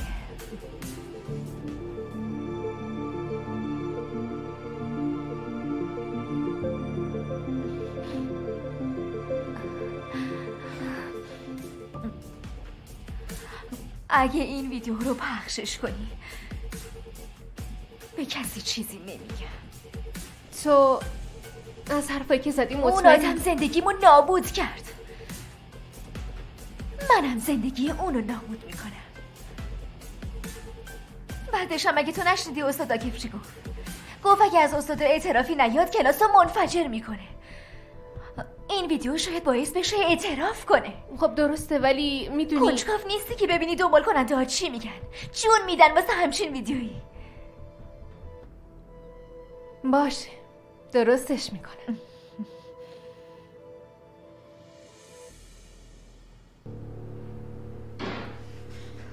استاد نمیخواین کاری کنین؟ مروه گفت ویدیو رو میذاره تو اینترنت. خب شما میدونین که مقصره، واقعا استاد هارون مقصره، درسته؟ خیلی زیاد سوال میکنی گیزم. فقط میتونی یکی بپرسی. باشه.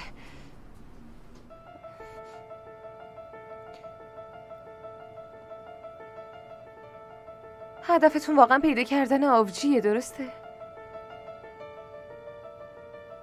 در واقع هدفم آبجیوه همه اونایی که قاطی این اعمال تبهکارانه و شیطانی شدن و نابود کردن همشون. روشنه؟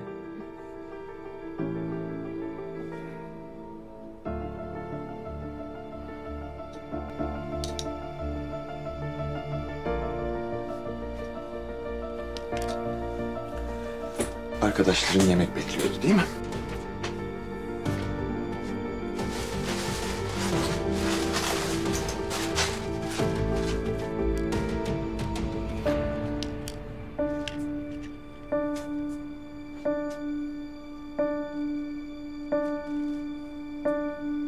Ben size inanıyorum hocam.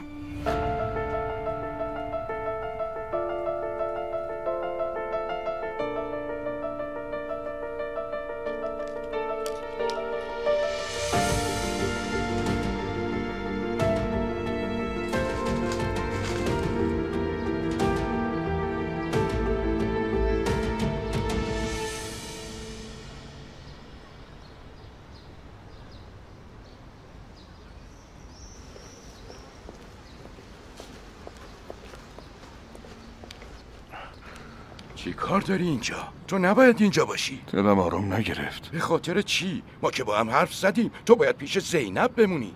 پیش زینب؟ مگه زینب اینجا پیش تو نیست؟ نه من خودم زود فرستادمش خونه. من تا الان خونه بودم، اصلا نیومد خونه. غیر ممکنه، من به یه مأمور مسئولیتشو دادم. بفرمایید جناب رئیس. عامر مگه صبح خانم زینبو نرسوندی خونه؟ بازپرس یلماز گفتن خودشون ایشونو میرسونن. یلماز. زینب خانم ازتون میخوام یکم بیشتر به ذهنتون فشار بیاریم. یعنی بعد از دعوا با هارون چیزی در مورد کلاس یا هر چیز دیگه یادتون میاد؟ یادم نمیاد، الان ذهنم بیشتر گیج شده. نمیدونم چی کار کنم، چی کار میتونم بکنم. منم به اندازه شما میخوام که یادم زینب ببین راهمون درسته، به یه چیزایی میرسیم، خیلی کم مونده. باور کن اینو حس میکنم.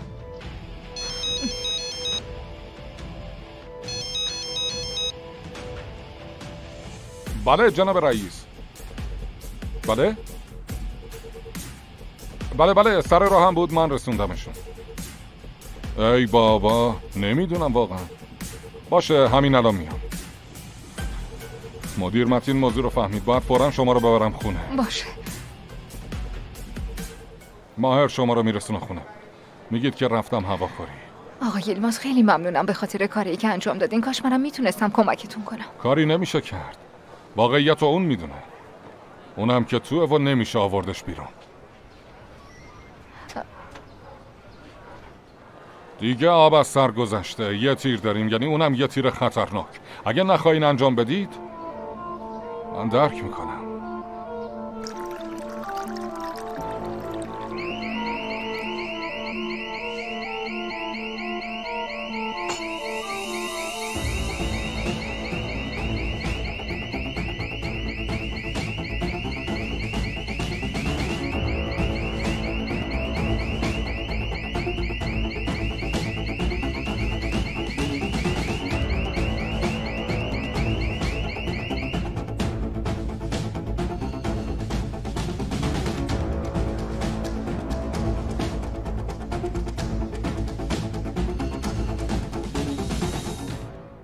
بازپرس ایلماس؟ چرا اومدین اینجا؟ اسلحه ندارم. باید حرف بزنیم. آخرین باری که اینجا همدیگه رو دیدیم یه اتفاقاتی افتاد که خیلی زود فراموشش کردیم. پس فوراً اینجا رو ترک کن. من با تو هیچ حرفی ندارم سرکار. با من نه، با اون حرف میزنی. اون کیه؟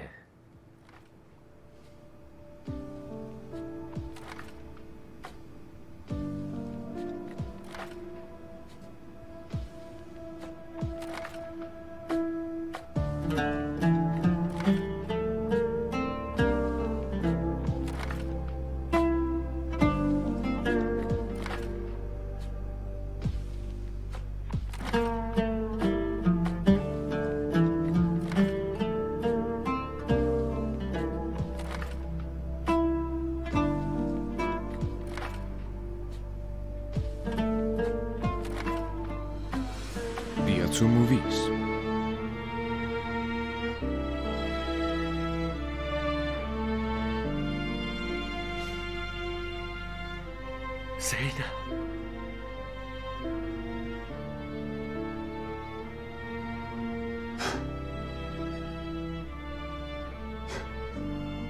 زینب اومدم پیش داکف. تو نباید اینجا باشی، چرا آمدی اینجا؟ همه همینو میگن. چرا نباید اینجا باشم؟ میشه بگی؟ باشه میگم، قول میدم، قول. اما الان نه اینجا، نه، خواهش میکنم.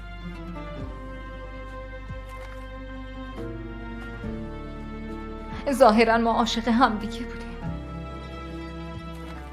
قرار بود ازدواج کنیم. یعنی همدیگه رو دوست داشتیم. اگه هنوز علیرغم همه چی منو دوست داری، از اینجا با هم میریم بیرون و به من همه چی رو توضیح میدی. عزیز دلم، همه کسم، من تو رو از همه چیز بیشتر دوست دارم، اما نمیتونم. بخوامم نمیتونم. حالا که تا اینجاش اومدم نمیتونم بی خیال بشم. خواهش میکنم اینو از من نخواه. پس یعنی منو دوست نداری؟ اتفاقا چون دوست دارم نمیتونم. به خاطر تو نمیتونم عزیزم. به خاطر من این یه حرف تو خالیه. تو میدونی من چیا کشیدم عاکف؟ اصلا خبر داری؟ ذهنم خیلی تاریکه، هیچی یادم نمیاد، هیچی. در مورد تو، در مورد خودم هیچی نمیدونم، یادم نمیاد. نمیدونم که چطور به اینجا رسیدیم.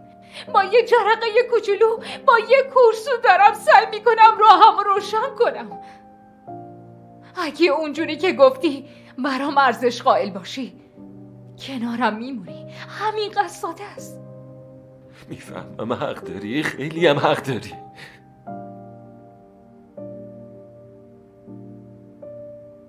من فهمیدم ماجرا چیه. تو نمیخوای با من روبرو بشی. تو بیمارستان وقتی بیدار شدم، اولین چیزی که در مورد تو یادم اومد میدونی چی بود؟ اینکه تو با ماشین بهم زدی. منو میگی؟ نه اشتباه یادت اومده. من هرگز این کارو با تو نمی کنم. من چطور میتونم این کارو بکنم؟ هرگز. نه اشتباه یادت اومده. پس بهم ثابت کن که اینطور نیست. چطور میخوای ثابت کنی؟ این وضعیت رو ببین، مدرسه رو منفجر میکنی، این بچه ها رو گروگان گرفتی. چطور میخوای ثابت کنی؟ باشه خیلی خوب میگم. باشه خیلی خوب، همه چی رو بهت میگم، همه چی رو برات تعریف میکنم. باشه زود باش، گوش میدم. باشه، فقط به تو میگم. فقط به تو میگم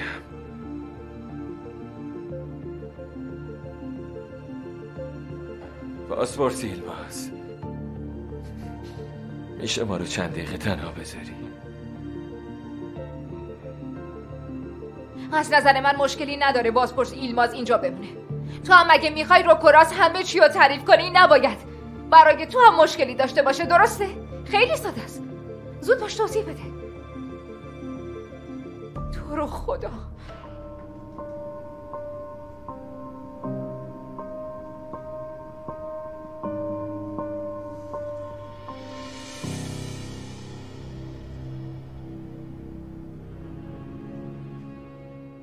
زینب، من واقعا ازت معذرت میخوام. پاسپورت ایلماز، لطفاً فوراً زینب رو بردار و از اینجا برو. ساختمون رو ترک کن وگرنه مجبور میشم بمب بالای سرتون رو منفجر کنم. هیچ غلطی نمیتونی بکنی آکف. تو تا امروز هر بمبی که منفجر کردی با نقشه قبلی بوده. هر قدمی که برداشتی از قبل برنامه ریزی شده بوده. با توجه به اون حرکت کردی. اما اینجا اومدن زینب تو نقشه هات نبود آکف، رو دست خوردی. آره برای همینم اون بمب منفجر نمی کنی.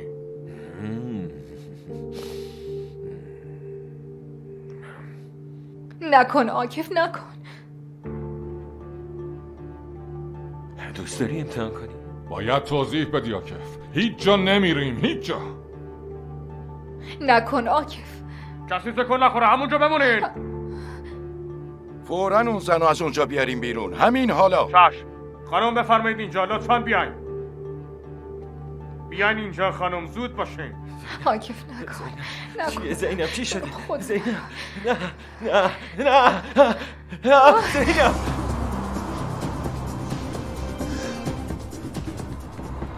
پاسپورت ایلماز هم بیاریم. پاسپورت شما باید با ما بیاید.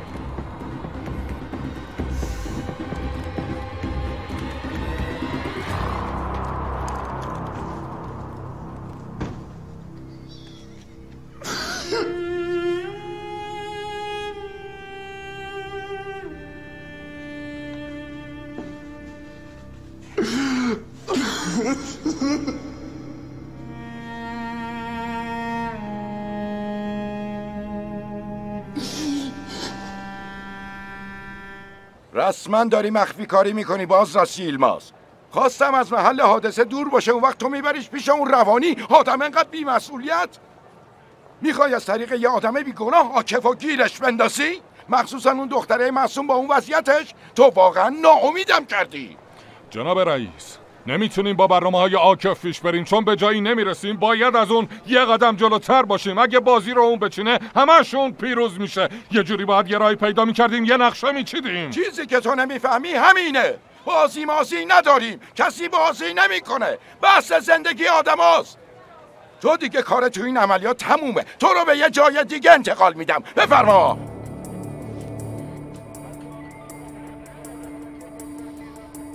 هرچی شما بگید قربان.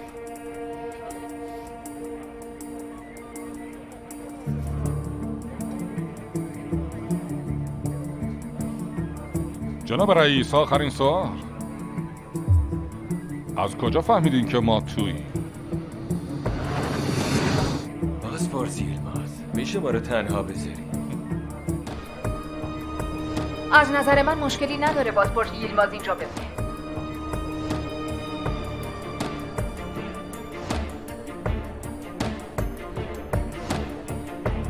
ماهر، تیم ویژه رو سریع آماده کن. بله چشم. با خودم فکر کردم اگه پلیس سرخودی مثل تو بودن چی کار میکردم. درست؟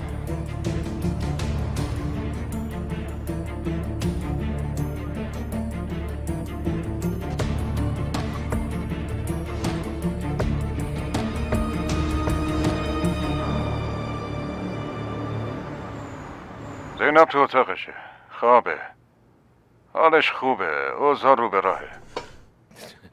لطفاً از این به بعد بیشتر دقت کنید. به هیچ وجه از کنار زینب تکون نخورین. اون الان خیلی سردرگمه. میدونم آکف، برام درس عبرت شد. دیگه یه ثانیه هم تنهاش نمیذارم. باشه دیگه باید برم. خدا نگهدار.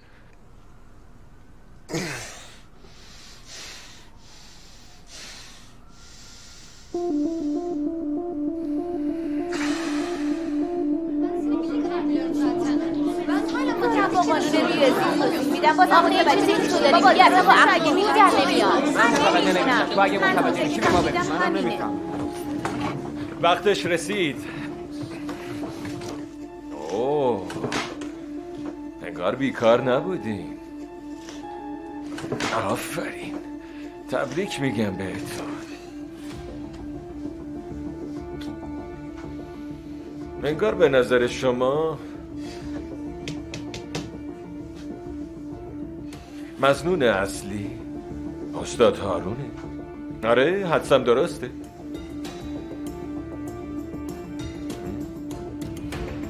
خوبه. راستی اون فیلمی که گرفتی همه چی رو روشن کرد. مینه بهت تبریک میگم. راجب کجا فیلم داره حرف میزنه؟ من نمیدونم راجب چی حرف میزنه. پس با هم میبینیم. مینه این چیه؟ من از دانش آموزه کلاس آدبوستم. از دبیرستان کوچوکاپی مینه هستم.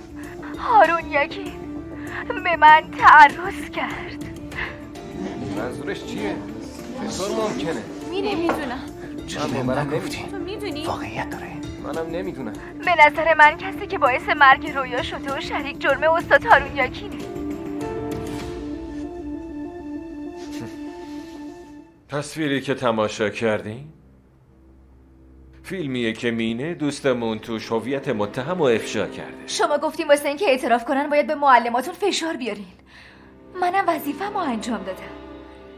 پشت همه حرفام هم هستم استاد هارون حقش بود. همه چی حاضره؟ حاضره قربان. همونطور که خدمتتون گفتم. وضعیت شما چطور آقای مدیر؟ آقا متین چی بگم، همه به هم مشکوکن. تا دیروز همه با هم بودیم ولی الان همه به هم ریختیم. استاد تانه شما خیالتون ظاهرا راحته؟ ببخشید جناب مدیر، اینا همش جنگ روانیه. حتی نمیشه به عنوان مدرک استفاده کرد. یه لیست ساختگیه. نمیدونم اصلا چی بگم. ول کنین تو رو خدا. اینا مسخره بازیای استاد عاکفه. البته ببخشید. قربان داره تماس میگیره. شب همه همکارا به خیر و شادکامی باشه. خب کم مونده ساعت 8 بشه. بسیار خوب. معلمی که باعث مرگ رویا شده خودش یه قدم بیاد.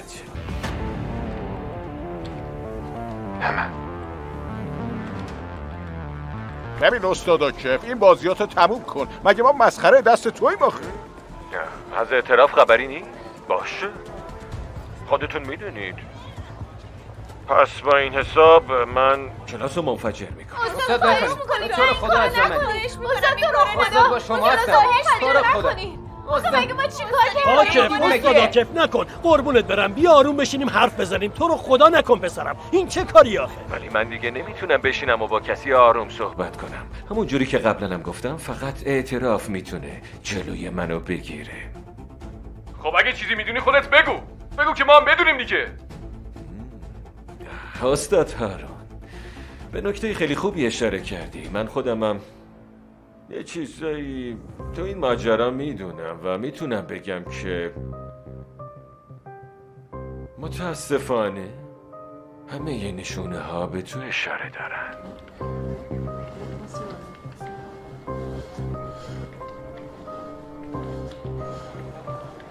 منو نشون میده؟ دقیقا همینطوره. مینه لطفاً بیا اینجا. همه اون چیزایی که درباره استاد هارون گفتی رو میخوام الان به خودش بگی. سریع.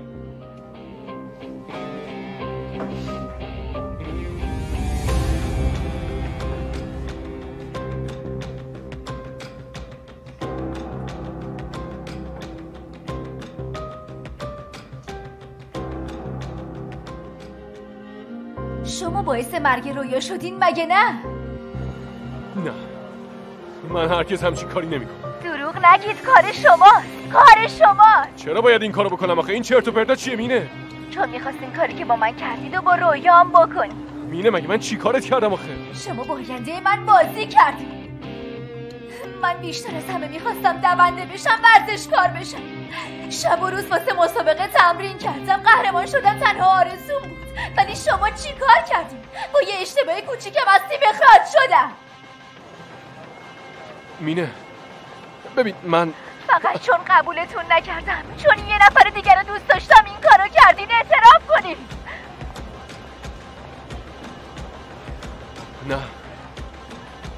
نه من همچین آدمی نیستم. همین کارو خواستین با رویا بکنید.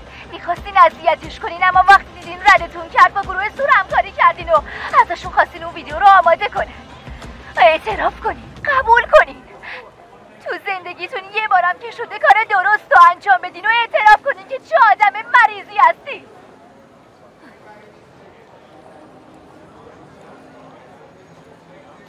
تو مریضی مینه. اگه به دویدن ادامه میدادی میمردی. اون روزی که تو رو از تیم اخراج کردم مامانت بهم زنگ زد، گریه میکرد، بهم گفت جواب آزمایشات اومده. دکتر میخواست منو هم ببینه. با مادرت با هم رفتیم پیش دکتر. بنا به نتایج آزمایش‌ها قلب مینه دچار آریتمیه. وضعیت مینه چقدر جدیه؟ اگه به این ورزش با این فشار و دویدن ادامه بده ممکنه بمیره. ورزش‌های سنگین مثل دو میدانی رو نمیتونه انجام بده. مادرت گفت مینه حاضر بمیره ولی دو میدانی رو ول نمیکنه. از من کمک خواست، گفت هیچ کس خبردار نشه. اگه بفهمم بچه‌مو اذیت میکنه، واسه همین این موضوع بین خودمون بمونه. منم هیچی به ذهنم نرسید جز این که با یه بهونه تو رو از تیم اخراج کنم.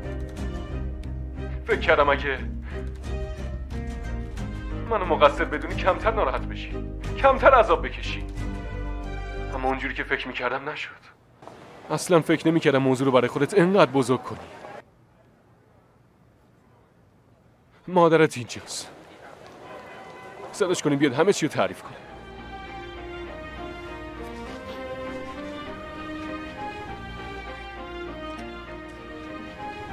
من معذرت میخوام.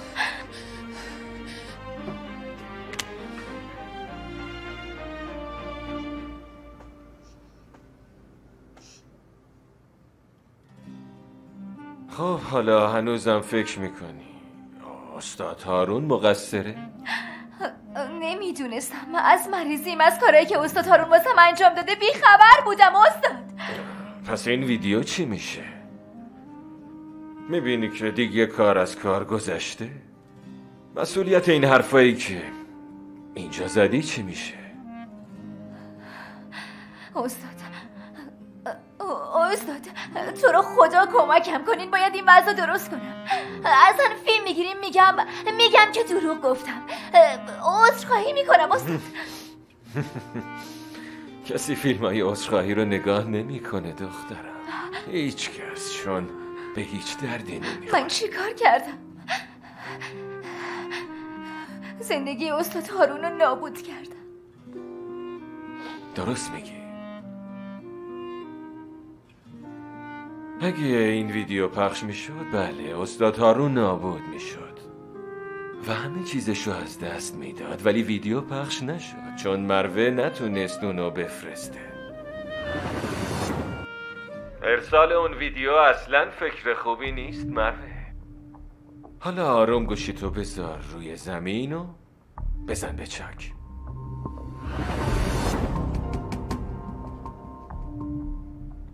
استادا که ازم خواست که چیزی بهت نگم.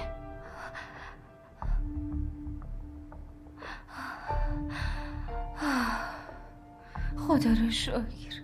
خدا رو شکر؟ تو به چه حقی داری خدا رو شکر میکنی؟ مگه تو با اراده خودت این ویدیو رو نگرفتی؟ اشتباه میکنم؟ حالا این ویدیو تو اینترنت پخش شده یا نه برای تو چه فرقی میکنه؟ اما نداره. این کارا اما نداره.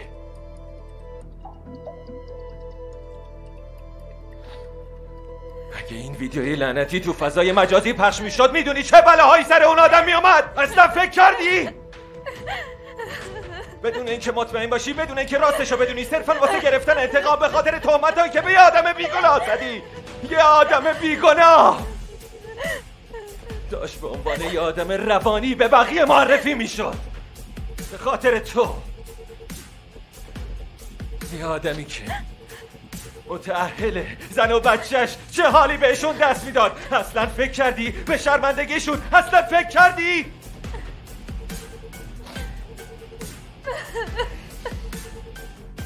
کارشو، خونوادشو، غرورشو، زندگیشو، همه چیزشو میخواستی بگیری.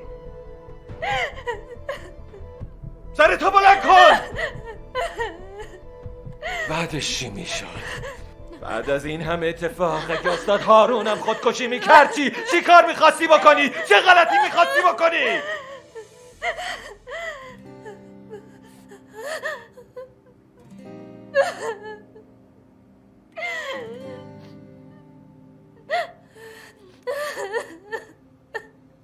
حالا به من بگو، این داستان واسه آشنا به نظر نمیاد؟ به طرز شگفت‌انگیزی شبیه داستان رویاست.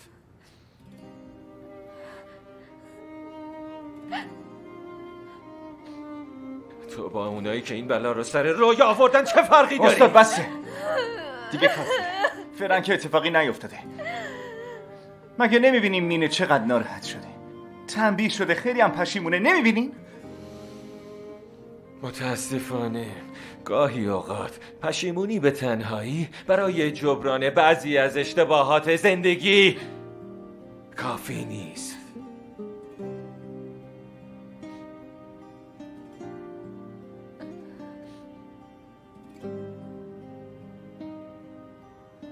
برو سر جات.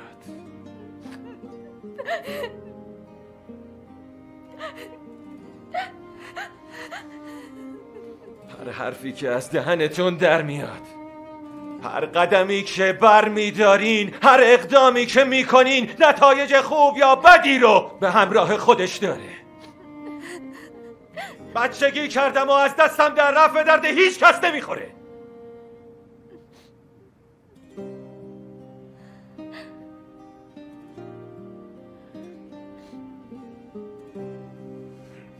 کلمات تا وقتی از دهن شما خارج نشدن اسیر شمان. زمانی که از دهن شما خارج بشن دیگه شما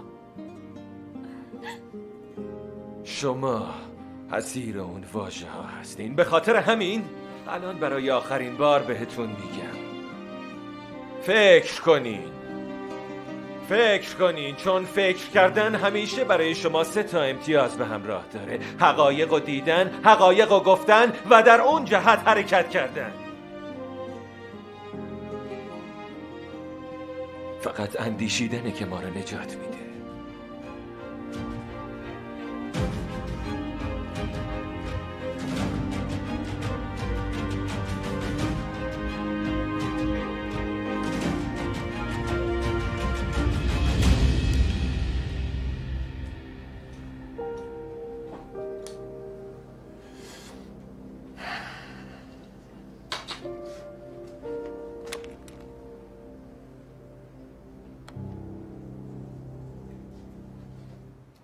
سلام مجدد خدمت همه. خواستم زمان بیشتری رو براتون قائل بشم، ولی این موضوع دیگه خیلی داره طول میکشه. این آخرین فرصته. انتخاب کنید: اعتراف یا انفجار. آکف عقلتو به کار بنداز، نکن تو رو خدا. ببین رویا هم مثل دخترمون بود. مگه ما میخواستیم همچین بلایی سرش بیاد؟ آقا آکف، رویا هم نمیخواست شما این کارو بکنین. میدونین اینو. تو رو خدا کار اشتباهی نکنین. استاد آکف نکن، التماست میکنم. تو رو خدا نکن، التماست میکنم. متاسفانه جوابی که دنبالش هستم از شما در نیومد. پس حداقل یکیمون باید روی حرفمون بایستیم. بهتر نیست؟ استاد تو رو خدا. آکف منطقی باش. عقلت تو سر جمع کن. نکن این کارو. آقا آکف خواهش میکنم. من سردم نمیارم. 7 استاد خواهش میکنم. رفتار 6 سرمون گوش کنید. چرا هیچ کس ما نمیره ما چی ببینیم؟ آقا آکف نکن این کارو. 4 استاد ازت خواهش میکنم این کار رو انجام ندید.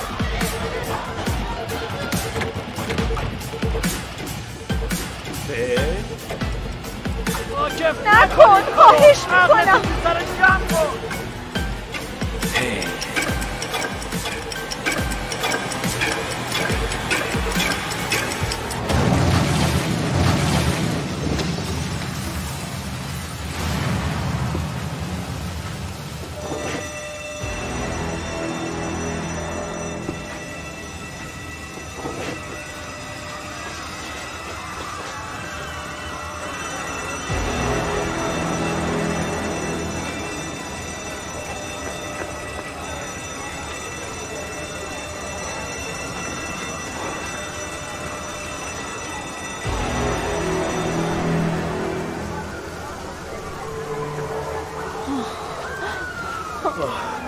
کلاس آدمو منفجر کرده.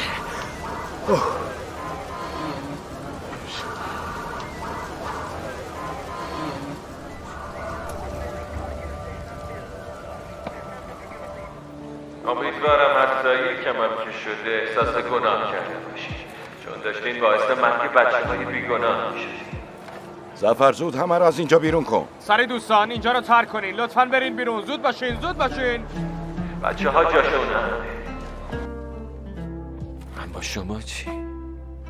حتی موقعی که موضوع جون بچه‌ها در میونه، باز اون معلم فقط به فکر خودشه. فقط.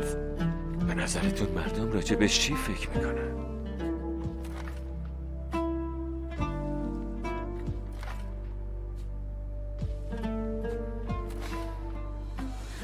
چی شده بگو دیگه؟ بگیرید 2 دقیقه ای بابا. به خدا خطر از انفجار نزد. واقعا روانی هیجان دوست کاریش میکنه. ما چه گناهی کردیم؟ بابا استاد که بهمون گفت که کلاسو منفجر نمیکنه. یعنی چی؟ چی داری میگی؟ یعنی چی گفت؟ دختر کی بهت گفت؟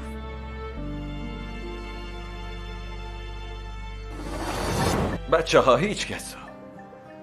هیچ کسو کورکورانه قبول نکنین. هرگز دنبال اسامی اشخاص نه، در پی حقیقت باشین. اگه اینجوری عمل کنین خودتون میفهمین که کی باید منو باور کنید و کی نه. خودتون میتونید تصمیم بگیرید. بعدش فهمیدم که استاد آکف هر وقت عینکشو در میاره یعنی داره دروغ میگه، وقتی هم که عینکشو میزنه داره راست میگه. دختر تو اینو میدونستی و به ما هیچی نگفتی؟ آره. حداقل میگفتی اینجا از ترس سکته نمیکردی. خب اون موقع چه اهمیتی داشته؟ به نظرم استاد آکف میخواست که هر کی خودش متوجه بشه. بچه‌ها طرف میگه فکر کنین، ما فکر نمیکنیم. بعد از این اعتماد نمیکنیم به استاد آکف. به شما هم اعتماد نمیکنیم. به عقل خودم میخوام اعتماد کنم. مگه تو عقلم داری؟ نخند لطفا. دارم کاملا جدی حرف میزنم. جناب بازپور سرپا موندین، بفرمایید بشین. نه دیگه خیلی شلوغش نکنیم اینجا رو. زینب خانم بخوابن. خیلی خوشحال شدم که حالشون خوبه. بازم بالا دور باشه. خیلی ممنون. از همون اول همینو میخواستم بگم بهتون. زینب تو شرایطی نیست که بتونه این اتفاقات تحمل کنه. متوجه هم برای سرگرمی نبود. به خاطر این بود که بتونیم آکفو دستگیر کنیم. یه اقدام اجباری بود. امیدوارم اون روانی رو هر چه زودتر دستگیر کنیم. دستگیر کردن اون دیگه کار من نیست. مسئولیتش با مامورای دیگه است.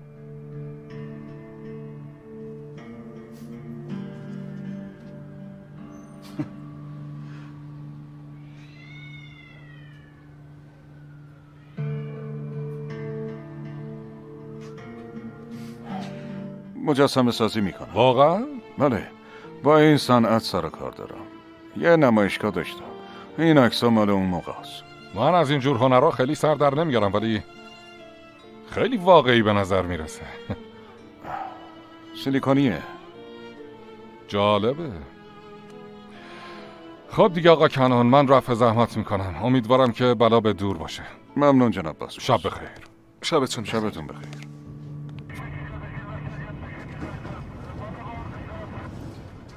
استاد عاکف بازم تو مدرسه یه بمب چرکنده، اما کسی چیزیش نشده. میخواد مدرسه رو تیکه تیکه منفجر کنه مرتیکه روان. قربان میگم اشتباهی ما رو هم منفجر نکنه این آدم. نترس پسر، آقا کنان مجسمه ساز دیگه، دست و پا میسازه برامون. خیلی واقعی بودن نه؟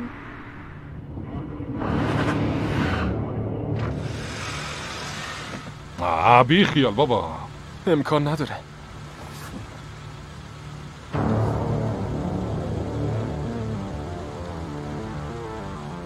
کنان و عاکف هم دستن.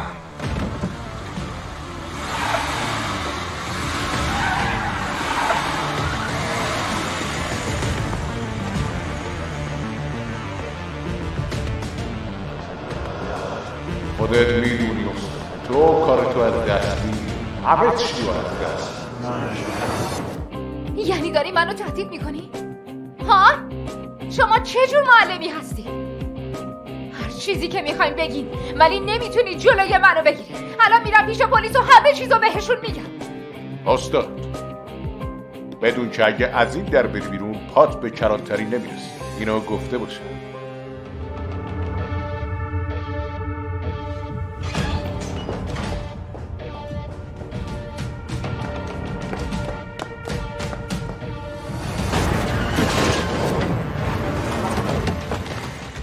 استاد بدون که اگه از این در بری بیرون پات به کرانتری نمیرسی، اینو گفته باشه. تانر ارسلان.